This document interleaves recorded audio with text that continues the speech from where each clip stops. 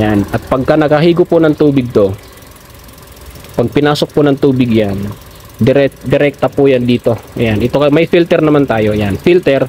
Kung sa mabasa yan ng tubig, so papasok dito ang tubig papunta sa intake, papasok sa engine. Pagpasok yan sa mga piston, wala na. Patay na po ang engine mo niyan. Alright, so another video na naman tayo mga kaibigan para sa mga new drivers, sa mga beginners at sa mga nag-uumpisa pa lamang mag-aral mag-live. Actually, may nagtanong po kasi kaya gagawa tayo ng tutorial video regarding dun sa followers natin na nag-comments, no? Tinatanong niya kung meron ba daw reference or sabihin natin palatandaan na para malaman natin kung pwede pang idahan sa baha, no? So anyway, ganito po yung mga kaibigan, sabihin na natin na baha, malakas ang ulan. Ganito po ang gagawin natin muna. Kapag ka na-notice natin na medyo malakas ang ulan, baha, siguro mas maganda na wag na natin isapalaran kahit alam po natin na may reference yan or palatandaan. Kung sabihin na natin na alam natin na hindi nakakayanin ng ating sasakyan. So lalong lalo na po kung mga kotse, no, medyo mabababa ito compare dun sa mga matataas, katulad ng mga pick up, no, na naka-upgrade yung kanilang mga suspension, matataas yan. So I think kakayanin nila ang baha. Pero pag mga katulad itong mga kotse mga kaibigan, mas maganda ho kung hintayin na lang natin na humupa ang sitwasyon pag baha or malakas ang ulan. Kasi hindi natin masasabi, maraming pwedeng mangyari. Madulas po ang kalsada dyan, pwedeng malalim or may lubak, no? Kahit alam mo, kita mo na mababaw yung tubig, pero once na hindi mo alam, baka butas yung kalsada, so baka mamaya sumot yung gulong, no? So baka may stuck ka na dyan sa tubig, so lalo pang maabala, no? So ganito po mga kaibigan, ang may advice ko, no, baha, malakas ang ulan, matubig, so I think hinto ka muna sa pinakang safe na lugar, antayin mong humupa yung baha or yung tubig, no? Then tsaka ka ngayon lumagpas kapag okay na ang kalsada. So syempre, para malaman natin kung kakayanin ba talaga ng ating sasakyan, especially sa mga ganitong mga kotse lang naman, mga sedan. So ganito po mga kaibigan, so may ipapakita po ako sa inyo diyan.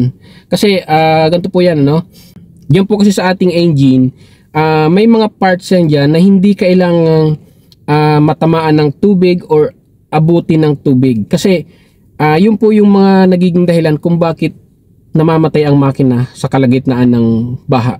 Yan, kapag nakahigop ng tubig yung loob ng engine.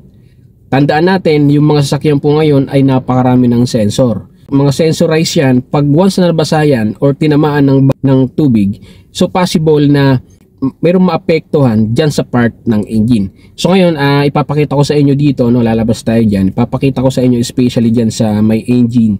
Kasi mayroon tayong dapat ingatan dyan na hindi matamaan ng tubig, dahil kung hindi, medyo expensive po yan pagka pinagawa po natin. Tara, samahan nyo po ako, lalabas po tayo.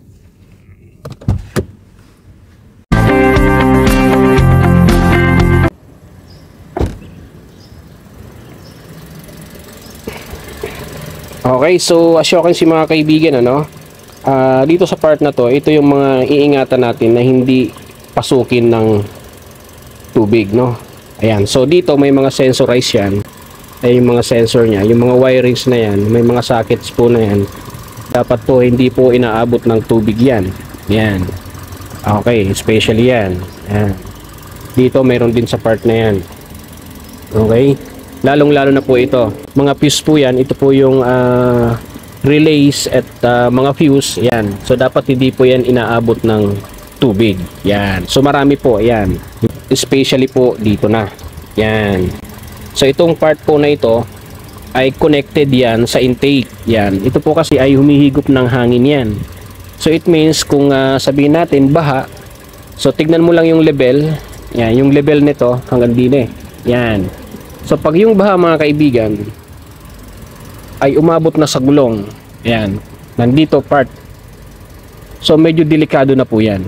Delikado na po yan kasi yung hampas ng tubig Yan, yung hampas ng tubig yan, pwedeng umabot dito. Yan, at pagka nakahigo po ng tubig to, pag pinasok po ng tubig yan, direkta po yan dito. Ayan, ito may filter naman tayo. Yan, filter, kung sa mabasa yan ng tubig, so papasok dito ang tubig papunta sa intake, papasok sa engine. Pagpasok yan sa mga piston, wala na, patay na po ang engine mo yan, mamamatay na yan, at possible kailangan mong ipagawa yan. So yan po mga kaibigan, actually ito pwedeng pasukin din po ito ng tubig mga kaibigan, yung ating mga headlight.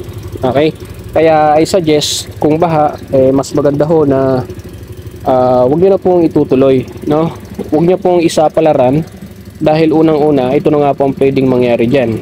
Yan, pag mga kotse po kasi medyo mabababa yan, unlike dun sa mga naka-pick up, naka-upgrade yung mga suspension, so medyo matataas yun, so kayang-kaya. Kung mga kotse po, so hayaan nyo na humupa muna yung baha, yung tubig, tsaka po kayo tumuloy. Kasi dito pa lang, pag umabot na dito yung tubig sa part na yan, sa may gulong, yan, medyo alanganin na po yan, ano? Wag nyo na pong ipipilit. Yan, katulad nito, mayroon tayong fog light, pwedeng pasukin po ng tubig yan, so masisira po yan. So marami pong pwedeng madamage dito kapag pinilit natin sa baha na dumaan, ano? Yan. So sa part po na ito po yung iingatan natin, ano? Yung mga sockets, yan. Yung mga sensor, nandiyan yan sa part na yan. Lalong-lalo na dito sa upper part dito. Yan. Okay, so yan po yung ingatan natin, special ito, yung pinakamahalaga. Yan, ito. May butas dyan. Yan yung iingatan natin.